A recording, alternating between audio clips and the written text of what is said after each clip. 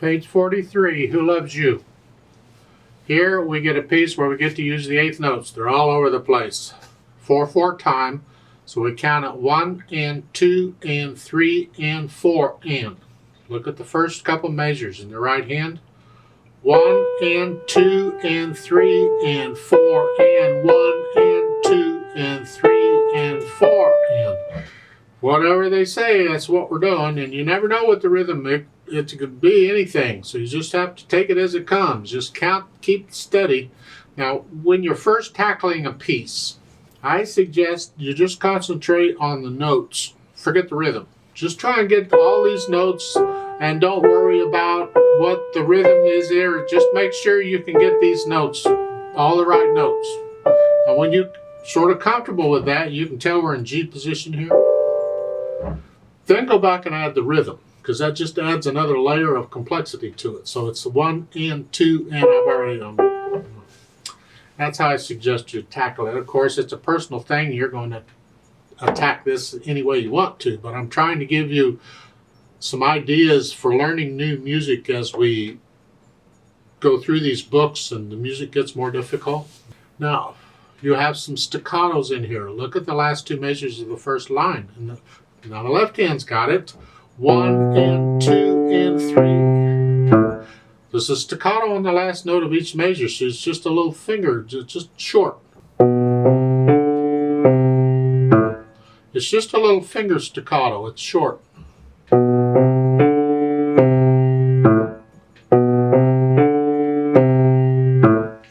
Don't know why, but that's it. And you get it on the second line also. Then let's talk about this third line. Third line, the melody's in both hands. So when you bring out the melody here, you're going to bring out both hands. But you have these two-note slurs. So it's a down, up is the technique. It's down, up.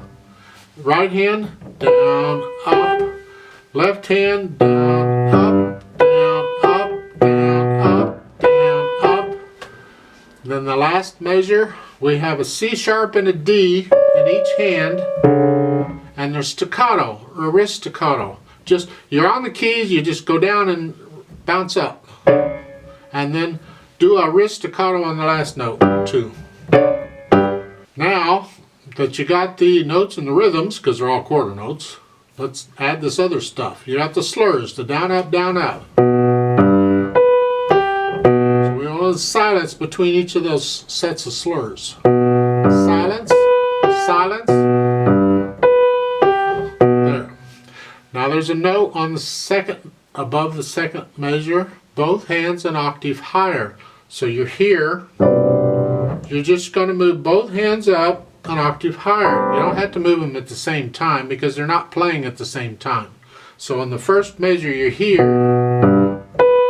While the right hand is playing here, you can move the left hand up and get it ready to go. So it's here.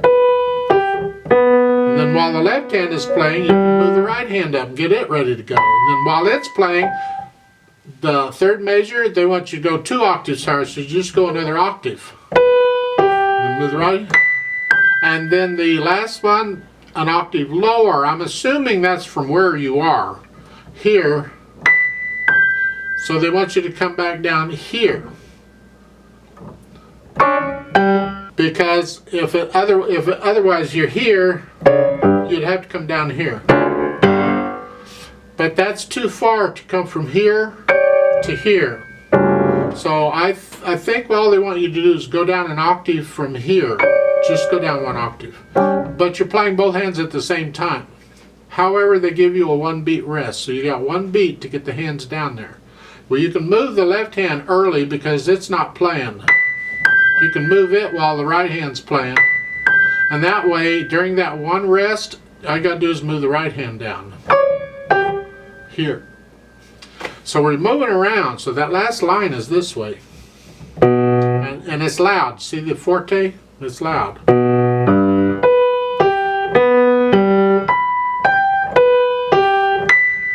Rest. Like that. That's how that works. That can take some practice, and obviously you have to look down at the keyboard. Now, it's not hard because you can memorize the first 3 measures. It's the same notes. You're here, you're just playing. different octaves, and then the last measure is this mess where you got here. So you almost got that last line memorized, so you can just focus on looking at the keyboard to see where your hands got to go, because the beat's got to go on. You can't hesitate. There's no slowing down or nothing here. The last measure even has accents on both notes, so it's loud, and I don't know that you need louds and accents both, and there's staccato, because in the other measures the accent's only on the first note. It's accent like that.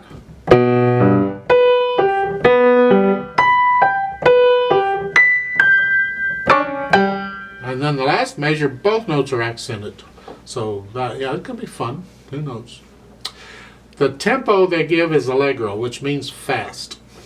And so how fast would you sing it? I don't know. It depends on you.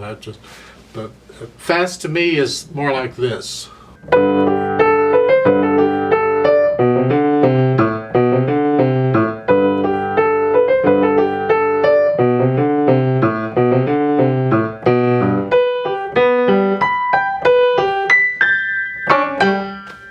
Like that. But that may be too fast for you. That may be too slow for you. I don't know. Allegro isn't as fast as you can go. There are multiple fasters than this. It's just fast to you. I want to do the play with me, but I want to do it slow, because we're just going to check notes and rhythms. You can do the dynamics. This is a loud piece. It starts sort of loud, medium loud, MF. And then the last line is loud, but overall it has a loud connotation to it. So I'm going to give us 4 counts. Let's play this together slowly. Now I've assumed by now you practiced it, that you know it sort of, and you're just going to check the notes and rhythms with me. So you're in G position here to start.